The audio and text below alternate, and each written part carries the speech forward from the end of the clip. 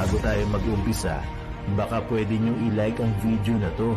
Malaking bagay ang like sa aming mga content creators. Maraming salamat po.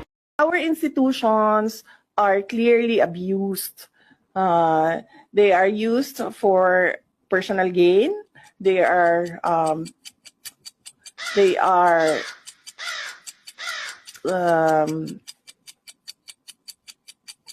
used for personal gain, and we have already seen the testimony of our in an event such as this, to know that the international community's eyes are on us, and to feel that human rights advocates are watching over our country gives us comfort, courage, and hope.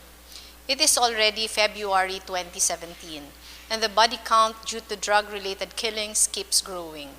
We are now looking at some very grim statistics. Since July last year, more than 7,000 people have been